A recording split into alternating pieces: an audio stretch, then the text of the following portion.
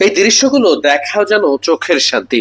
আকবর আলী নিজে অনুশীলনে ব্যাট প্যাট পড়া, অথচ তিনি যেন কোচিং এর দায়িত্ব নিয়েছেন। চৌধুরী মোহাম্মদ রিজওয়ানকে তিনি ব্যাটিং করাচ্ছেন, ব্যাটিং শেখাচ্ছেন, এমন একটা দৃশ্য চোখে পড়েছে ফাইনালের আগের দিনের অনুশীলনে। এই দৃশ্যটা একটু দেখা যাক। মুকিদুল মুগ্ধ, যিনিও আকবর আলীর ওই দলেরই সদস্য, তার থেকে কিভাবে পারফরমেন্স বের করে আনতে হয় সে ব্যাপারটা যেন পুরো টুর্নামেন্ট জুড়েই আকবর আলী দেখিয়ে গেছেন। ম্যাচের দিন সকাল সকালই ছেলেটা এসে উইকেট দেখতে ব্যস্ত, যেন কালকে ফাইনালের দিন যে করেই হোক পারফর্ম করতে হবে। অনুশীলন শেষ করে ফিরে যাবার সময় আকবর আলীর আলোচনায় উইকেট, আবহাওয়া কেমন থাকবে ফাইনালে সেটা নিয়ে।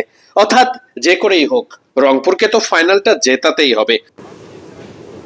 একটা মজার তথ্য দেওয়া যাক, আকবর আলী যে দলটাকে ফাইনালে তুলেছে সেই দলটার একটা ক্রিকেটারও জাতীয় দলের অংশ নয়।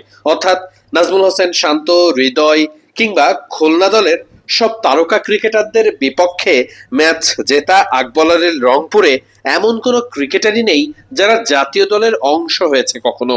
অথচ এই দলটাকেই কিনা নিজের নেতৃত্ব গুণ দিয়েই ফাইনালে তুলেছে আকবর আলী। দলের সবার মধ্য থেকে পারফরমেন্স কিভাবে বের করে আনতে হয়, কার কি খুঁত আছে সেগুলো খুঁজে বের করে আলাদা কাজ করার ক্ষেত্রে দারুণভাবে সামনে থেকেই নেতৃত্বটা দিয়েছেন আকবর। এই দৃশ্যটাই সেটাই প্রমাণ করে। তার দলের ওপেনারকে নিয়ে একেবারে খাতা কলমে নিয়েই যেন শেখাতে বসেছেন আকবর আলী। ম্যাচের আগের দিন ফাইনালের মঞ্চের নামার জন্য যে প্রস্তুতিটা তারা নিচ্ছে, সেখানেও আকবর আলী নিজেই শুধু প্রস্তুতি নেননি, সেখানে তার সতীর্থ কি করছে সেটার প্রতিও খেয়াল রেখেছেন বড়ভাবেই। শেষ পর্যন্ত আকবর আলীরা ফাইনালের মঞ্চে নাও জিততে পারেন, হয়তোবা ঢাকা মেট্রোর কাছে ওই দিনের ম্যাচে আকবর আলীদের পতন হতে পারে, কিন্তু তাই বলে তো আর আকবরদের এই গল্পগুলো মুছে যাবে না।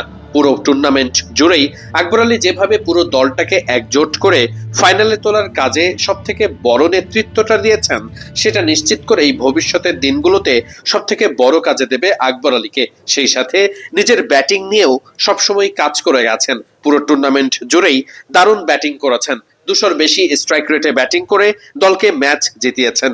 নিশ্চিত করেই সামনের দিনগুলোতে যেটা আকবর আলীকে জাতীয় দলে আসার ক্ষেত্রে বড় একটা ভূমিকা পালন করতে পারে। আকবরদের ব্যাচের মধ্যে শুধুমাত্র আকবরই এখনো বাইরে আছেন, অর্থাৎ তিনি কেবল জাতীয় দলে অভিষেক করতে পারেননি। নিশ্চিত করেই আকবর আলীর সামনেও সেই সুযোগটা খুব সহসায় আসতে পারে। অন্তত সেটা করার জন্য যা করার দরকার, যেভাবে মনোযোগ রাখার দরকার, সবকিছুই করে যাচ্ছেন আকবর আলী। অপেক্ষাটা মুখ্য সেই সুযোগের। সিলেট আন্তর্জাতিক ক্রিকেট স্টেডিয়াম থেকে ওয়াহিদ মুরাদ, মিডফিল্ড।